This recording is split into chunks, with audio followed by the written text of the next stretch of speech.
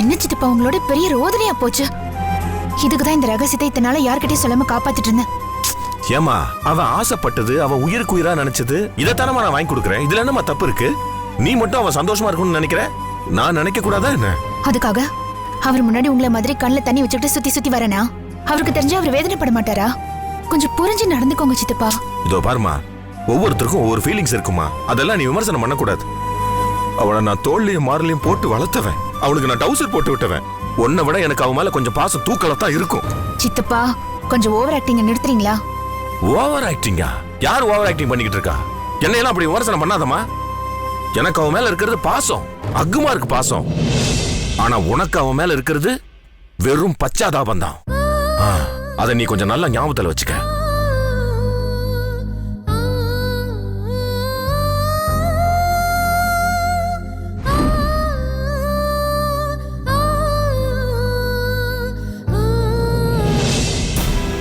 மாப்ள, நீ ஆசைப்பட்ட மாதிரி உனக்கு நான் பலாப்பழம் வாங்கிட்டு வந்திருக்கிறேன்.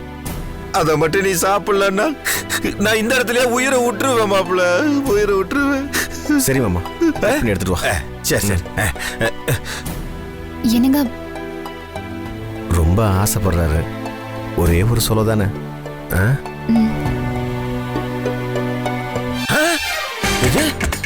எங்க காணோம்? என்ன மாமா? காண மாப்ள, பலாப்பழத்தை காணுமா? அது எப்படி உங்களுக்கு தெரியும்? உங்க அக்கா எடுத்துக்கிட்டு ஓடிட்ட. எங்க அக்காவை கிடைக்காது, ஏன் ஒரு சோள கூட கிடைக்காது. பழத்தை சாப்பிட்டு கொட்டையை சாம்பார்ல போட்டிருப்ப. உனக்கு வேணும்னா சாயங்காலம் வந்து அந்த சாம்பாரை குடி, அதுக்காவது நீ முந்திரு. இல்லன்னா உனக்கு அதுவும் கிடைக்காது. என்னது? எலிக்கு வச்ச வடையா சாப்பிட்டவளாச்சோட உங்க அக்கா பலாப்பழத்தை விடுவாளா? மாப்ள, நீ ஆசைப்பட்ட மாதிரி உனக்கு ஒரு பலாப்பழத்தை கூட வாங்கி கொடுக்க முடியாத பாவி ஆயிட்டா மாப்ள.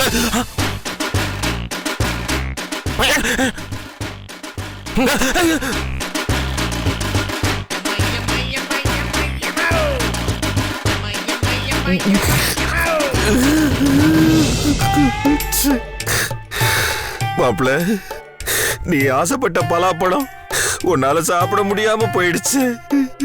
கடைசி வரைக்கும் உன்னோட ஆசையை என்னால நிறைவேற்ற முடியலையாடா மாப்ள. அது மட்டும் இல்லாம இந்த வருஷத்தினுடைய கடைசி பலாப்பழப்பா அது. சீசன் வேற முடிஞ்சு போச்சு. அடுத்த வருஷம் சீசனுக்கு பலாப்பழம் இருக்கும். நீ இருக்க மாட்டியே மாப்ள, நீ இருக்க மாட்டியே மாப்ள. நான் பாவி ஆயிட்டேன் மாப்ள.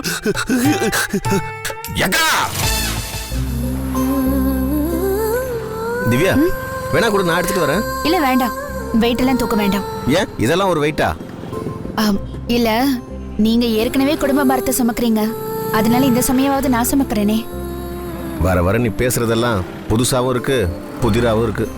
இதுக்கு நடுவுல இந்த மாமா வேற திடீர்னு பழப்பழத்தெல்லாம் வாங்கிட்டு வந்து அவர் வேற கூத்தடிச்சிட்டு இருந்தார்ல, என் மேல ஃபீலிங்ஸை வேற அள்ளி கொட்டுறாரு. என்னை சுத்தி என்ன நடக்குதுன்னு எனக்கு புரியவே இல்லை. ஆமா, நான் உங்ககிட்ட என்னெல்லாம் பிடிக்கும்னு லிஸ்ட் கேட்டப்போ நீங்க அந்த பழத்தை பத்தி சொல்லவே இல்லையே. அதை விடுமா, இந்த மாமா ஏன் இப்படிலாம் நடந்துகிட்டு இருக்காரு எனக்கு புரியவே இல்லை. வழக்கமா அந்த ஆளு எச்சி கையில காக்கா கூட ஓட்ட மாட்டான். அவரு எனக்காக பழப்பழத்தெல்லாம் வாங்கிட்டு வந்து அப்படியே என்னமோ அழுகிறாரு. நான் நினைக்கிறேன் ஒருவேளை அந்த ஆளுக்கு மரண பயம் வந்துருச்சோ.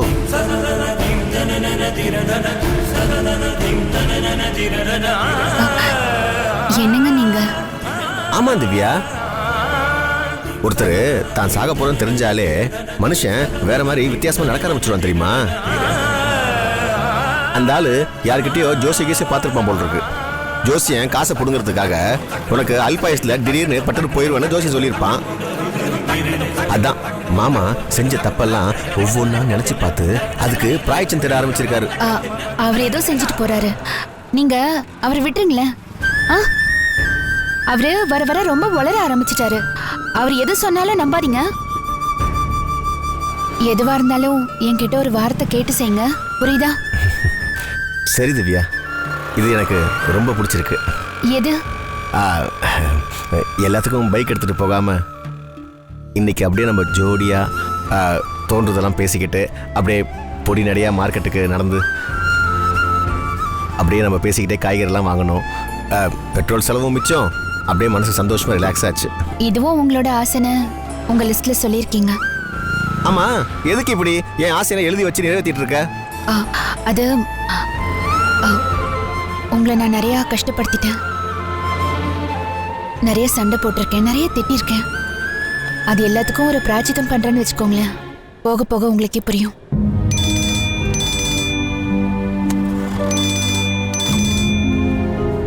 திவ்யா, இப்போவாது அந்த பையன் இல்ல இல்லங்க, பரவாயில்ல. அட குடுன்னு சொல்றேன்ல, பரவாயில்ல. நீ பேசு. லாயர் தான் கால் பண்றாரு. ஹலோ, வணக்கம்மா, நான் வக்கீல் வரதராஜன் பேசுறேன். சொல்லுங்க சார். உங்க டைவர்ஸ் கேஸ் அடுத்த மாசம் ஃபேமிலி கோர்ட்டுக்கு வருதுமா. ஜட்ஜம்மா சொன்னபடி நீங்களும் உங்க புருஷனும் ஒரு கவுன்சிலிங்காவது வந்தாகணும். இல்லைன்னா ஜட்ஜம்மா திட்டுவாங்க, டைவர்ஸை 6 மாசம் தள்ளி போட்டுருவாங்க. ஆமா, நீங்க எப்ப கவுன்சிலிங் வர்றீங்க? சார், இனிமே கவுன்சிலிங், கோர்ட்டு, ஜட்ஜ்மெண்ட் இதெல்லாம் தேவைப்படாது சார். நான் இப்போ என் புருஷன் வீட்டில் தான் இருக்கேன். அவர் கூட ஒண்ணா இருக்கேன். அப்படியா?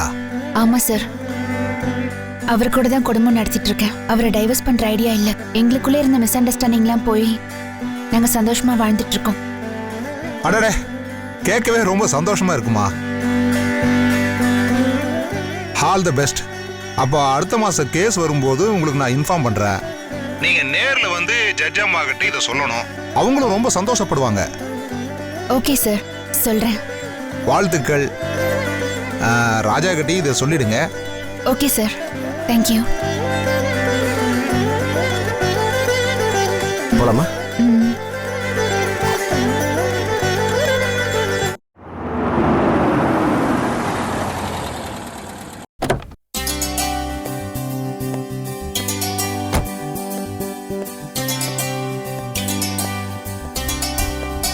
அக்கா,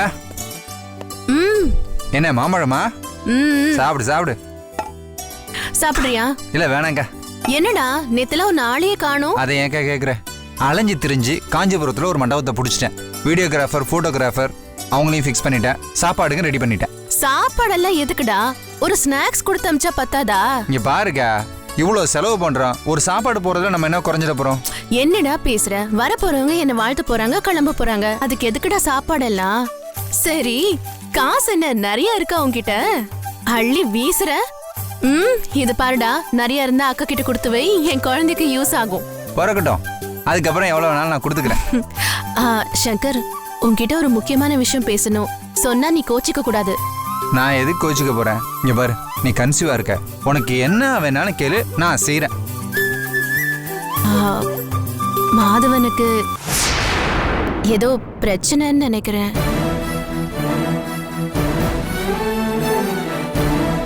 இதை நான் எதிர்பார்க்கவே இல்லை. அவன்லாம் ஒரு ஆள்னு அவனை பத்தி என்கிட்ட பேசிட்டு இருக்க. அவனுக்கு பிரச்சனை எங்கேயாவது போக சொல்லு. டேய், அவனை வளகாப்புக்கு கூப்பிட போகணும். இப்போ நீ கோவப்பட்டா எப்படிடா? சாரிக்கா, பர்சனலா இந்த விஷயத்துல எனக்கு உடன்பாடே கிடையாது. ஏதோ நீங்களாம் கம்பல் பண்ணதுனால நான் ஓகேன்னு சொல்லியிருக்கேன். உன நடத்த கட்டவன் அது இதுன்னு சொல்லியிருக்கான், அவனுக்கு போய் ஹெல்ப் பண்ணிக்கிட்டு. ஆமாண்டா, அவன் 2 நாள் தான் அதை சொன்னான். நீ அவனை திட்டுற சாக்குல இன்னும் 2 வருஷத்துக்கு இதையே சொல்லிட்டு இருப்ப போல இருக்கு. சாரிக்கா, இங்க பாரு, உன் மேல பழி போட்டிருக்கான். என்னாலலாம் அவனை மன்னிக்க முடியாதுக்கா. டேய், 1000 தான் இருந்தாலும் அவன் எனக்கு மச்சன. அவனும் நீயும் ஒண்ணு தாண்டா எனக்கு. அவனுக்கு ஒரு பிரச்சனைனா அவன் என்ன திட்டிருந்தா கூட நான் போய் உதவி பண்ணதான் நிப்பேன். என்னடா? இல்ல, உன்னை பெத்தாங்களா இல்ல ஆர்டர் கொடுத்து செஞ்சாங்களான்னு தெரியல. இவ்வளவு நல்லவளா இருக்க. ஆனா நான் ரொம்ப கெட்டவன். போக போக உங்களுக்கே தெரியும். இங்க பாரு, இப்போ நீ எனக்கு இந்த உதவியை செய்வியா மாட்டியா? செய்யறேன், வேற என்னதான் சொல்றது? டேய், ரேகா என்கிட்ட போன்ல சொல்லி ரொம்ப வருத்தப்பட்டாடா. மாதவன் ஏதோ கந்து வட்டி பிரச்சனைல போய் மோசமா மாட்டிக்கிட்டானா. இந்த பிரச்சனைனால அவன் உயிருக்கே ஆபத்து வருமோன்னு அவளுக்கு பயமா இருக்கான். எப்படியாவது இந்த பிரச்சனைல இருந்து அவனை காப்பாத்தணும்னு சொல்றாப்பா. டேய், என் வளகாப்புக்கு வரும்போது வரவங்க எல்லாம் சந்தோஷமா வரணும்டா. அவன் மட்டும் சோகமா இருப்பான். அந்த சோகம் நம்ம கூட இருக்கிறவங்க எல்லாரையுமே பாதிக்கும். இங்க பாரு, ஒண்ணு நல்லா புரிஞ்சுக்கோ. என்னதான் என் புருஷனுக்கு அவங்க அம்மா மேல பாசம் இருந்தாலும் அத்தைக்கு மாதவன் மேலதான்டா பாசம் அதிகம். அதனால ஃபங்க்ஷன்ல அவங்களும் சோகமா இருப்பாங்க. அப்புறம் என் ஃபங்க்ஷனே அழுது வடியும். சரி சரி, உன் காரியம் ஆகணும்னு ஓவரா பில்டப் பண்ணாத. என்னால் என்ன முடியுமோ அதை நான் பண்றேன். அப்போ உடனே அந்த மாதவன் பிரச்சனையை சால்வ் பண்றேன்னு எனக்கு சத்தியம் பண்ணி கொடு. சத்தியம்லாம் எதுக்குக்கா? இங்க பாரு, நீ பண்ற சத்தியம் என் குழந்தை மேல பண்ற மாதிரி. எனக்கு சத்தியம் பண்ணி கொடு. சரி, உனக்காக மாதவனுக்கு ஹெல்ப் பண்றேன். ரொம்ப தேங்க்ஸ்டா. ஆனா ஒண்ணுக்கா, நம்ம என்னதான் ஹெல்ப் பண்ணாலும் அவனை மன்னிச்சாலும் அவன் ஒரு நன்றி கேட்டவன். ஒரு நாள் உனக்கு அவனை பத்தி புரியும் பாரு. அது தெரியறப்ப தெரிஞ்சுக்கிட்டு போட்டோம். சரி, இப்போ நீ என்ன சாப்பிடுற? காஃபி போட்டு கொண்டு வரவா? பெரிய சத்தியம்லாம் வாங்கியிருக்க, வெறும் காஃபி தானா? ஏதாவது ஜெல் மில்க் ஷேக் எடுத்துருவோம். சரி, உனக்கு தான் மாம்பழம் ரொம்ப பிடிக்கும்ல, இரு நான் போய் மேங்கோ மில்க் ஷேக் போட்டு கொண்டு வரேன். ஓகேவா?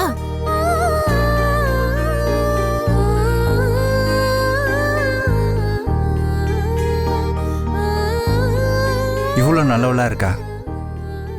இவ்வளோ போய் வாய்க்கு வந்ததெல்லாம் பேசிட்டானே அந்த மாதவன். அதை நினைக்கும் போது தான் மனசு வலிக்குது. மனுஷனா அவன்?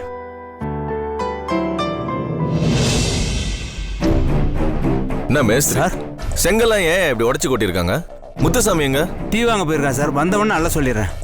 சரி, 2 லோடு மணல் வரும், வந்தா இறக்கி வைங்க. சரிங்க சார். பேங்க்ல ஒரு சின்ன வேலை இருக்கு, நான் போய் அதை முடிச்சுட்டு வந்துடுறேன். Okay sir. போங்க சார். உங்களை பார்க்க ஒருத்தர் வந்து வெயிட் பண்ணிட்டு இருக்காரு சார். யோ, யாராவது என்ன பார்க்க வந்தாங்கன்னா இங்க வந்து பார்க்கணும். நான் போய் அவங்கள பார்ப்பேனா?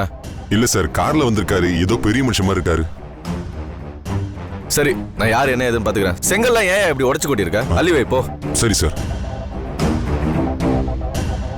கார்ல பெரிய மனுஷன் மாதிரி ஒருத்தன் வந்திருக்கானா? யாரா இருக்கும்?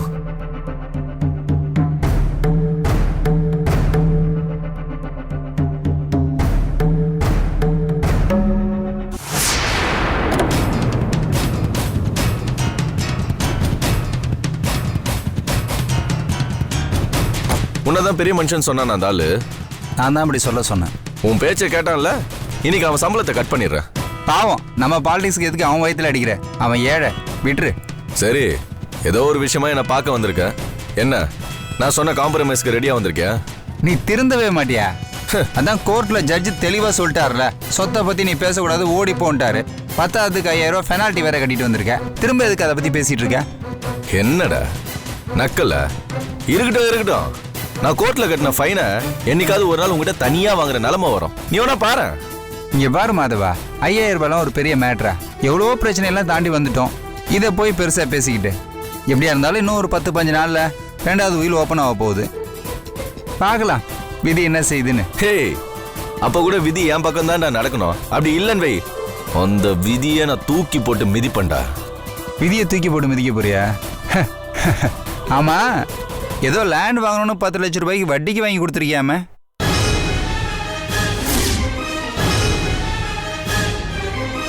இப்ப வட்டி காசையும் கொடுக்க முடியலையா? லேண்டுக்கு பேலன்ஸ் அமௌண்ட்டையும் கொடுக்க முடியலையா? வட்டிக்காரங்க உன்னை மிதிக்கணும்னு தேடிட்டு இருக்காங்களாம?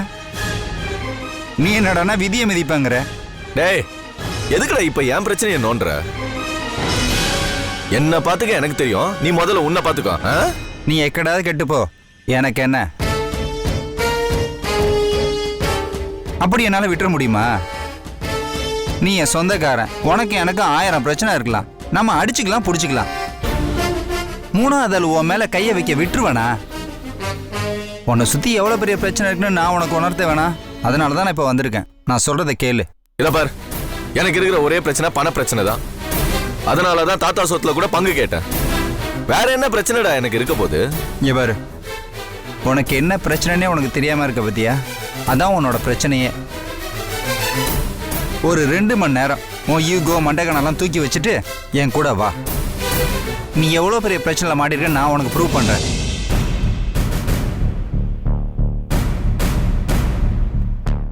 ஏமாதவா யோசிக்கிற? இந்த ஹெல்ப்லாம் ஏதோ நான் நல்லவன் ப்ரூவ் பண்ணுறதுக்கோ இல்லை உன்னை விட நான் புத்திசாலின்னு காட்டுறதுக்கோ நான் பண்ணலை. நான் என்னதான் நல்லது பண்ணாலும் நீ என்னை கெட்டவன் தான் சொல்ல போற. அதை பற்றி எனக்கு கவலை இல்லை. இங்க பாரு, நீ மிகப்பெரிய பிரச்சனையில் மாட்டியிருக்க. அதுவும் கந்து வட்டி பிரச்சனை. அதில் மாட்டின உன் வாழ்க்கையே சின்ன பண்ணாம ஆயிடும். நான் சொல்றதை கேளு. என்னடா ஓவரா பயமுறுத்துற? ஐயோ, இங்க பாரு, கார்ல வந்து ஏறு, உனக்கே புரியும். நான் பயமுறுத்துறேனா இல்லை நான் உன்னை காப்பாத்துறேன். நான்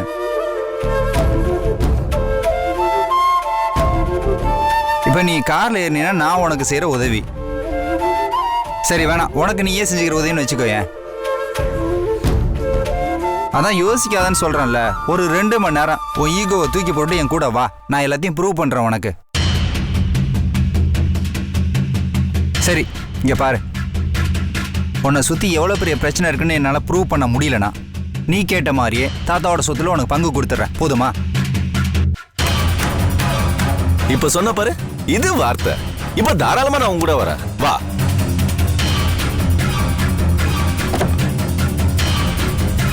எவங்கிட்ட என்ன சொன்னா மாறுவான்னு எனக்கு தெரியாதா? இதோ அக்கா கேட்டாலே நீ உனக்கு ஹெல்ப் பண்றேன். இல்லைன்னா எவன் மதிப்பான் அவனெல்லாம்.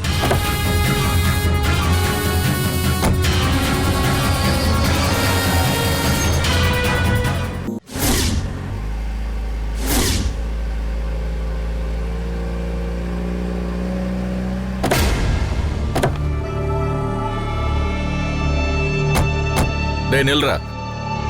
நீ கந்து வட்டிக்காரங்கிட்ட இருந்து காப்பாத்த போறதானே என்ன கூட்டிட்டு வந்த. இப்ப என்னமோ நான் லேண்ட் வாங்கின லேண்ட் ஓனர் வீட்டுக்கு கூட்டிட்டு வந்திருக்க. நம்ம இங்க என்னடா பண்ண போறோம்? இங்க பாரு, அவன் இவன் எல்லாருமே ஒண்ணுதான். எல்லாரும் ஒரே குட்டையில் ஒண்ணு மட்டைங்க. வா வா.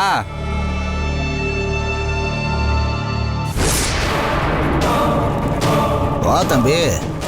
என்னப்பா சொல்லாம கொள்ளாம வந்திருக்க? ஒரு ஃபோன் பண்ணிட்டு வரணும்னு மேனஸ் இல்ல? இது யாரு? அதெல்லாம் இருக்கட்டும், என் பணத்தை நான் திருப்பி கேட்டேனே. அதான் தர முடியாதுன்னு சொன்னேப்பா. உனக்காக 10 லட்சம் ரூபாய் குறைச்சேன். இப்ப திடீர்னு கேட்டா எப்படி? ஒன்னு செய்யு, அந்த இடத்த நீயே எடுத்துக்கோ. உன் கோர்ட்டு கேஸ் முடியற வரைக்கும் ஒரு 2-3 மாசம் வேணா வெயிட் பண்றேன். சார், நான் போன தடவையே வரும்போது பணத்தை திருப்பி தர முடியாதுன்னு சொல்லிட்டேன். நான் பணத்தை திருப்பி தரலன்னா நீங்க பணத்தை திருப்பி தரேன்னு சொல்லிட்டீங்க. வேணா ஒரு 5000-10,000 எடுத்துக்கிட்டு என் பணத்தை நீங்க திருப்பி தர்றதுதான் முறை. தரலன்னா என்ன சார் வேற மாதிரி பேசுறீங்க? தரலனா நான் போலீஸ்க்கு போவேன். போகையா, பாத்துக்கலாம். என்ன சார் நீங்க? நான் ஏதோ ஒரு பேச்சுக்கு சொன்னா கை நீட்டி வாங்கின பணத்தை தர முடியாதுயா.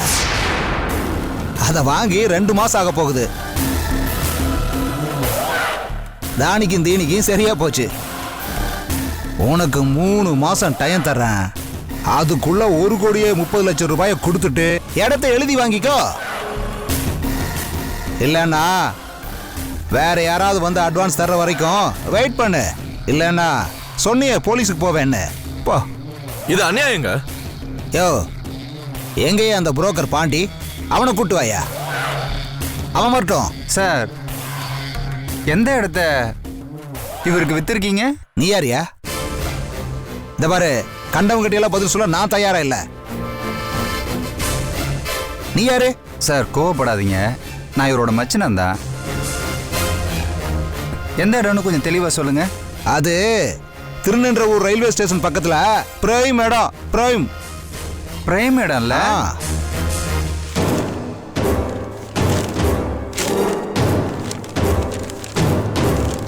அப்ப இந்த இடம் என்ன?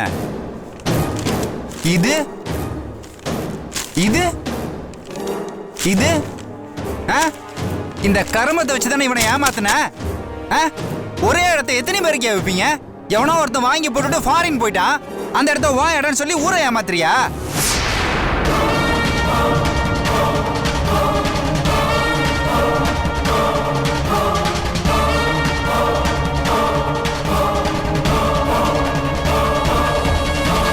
சங்கர், என்ன சொல்ற நீ?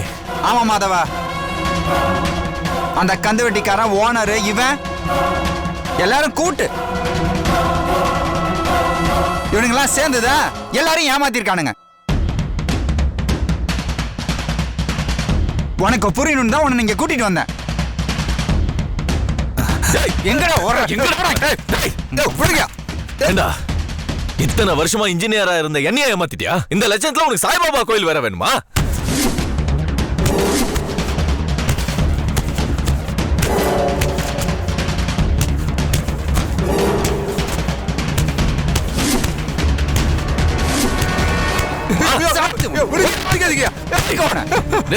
ஏண்டா டேய், அன்னைக்கு உன்னை பாக்குறதுக்கு புரோக்கரோட வரும்போது ஒரு பிச்சைக்காரனை ட்ரீட் பண்ற மாதிரி ட்ரீட் பண்ணியடா. உன்னால கொல்லாம விட மாட்டேன் சார். சார் தெரியாம பண்ணிட்டேன் சார், என்ன மன்னிச்சிருங்க சார். என்ன விடுங்க. கையெடு.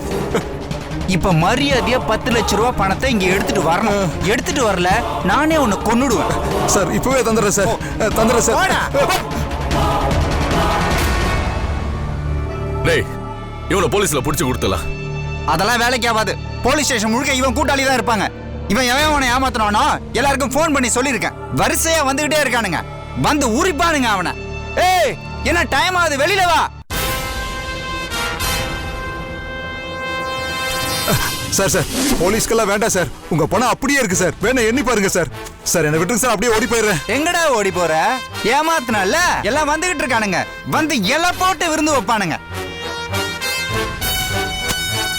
என் மனசு ஆறல சங்கர். ஏண்டா டேய், கேவலமான பிசினஸ் பண்றதுக்கு உனக்கு புனிதமான சாய்பாபா பேர் கேக்குதா?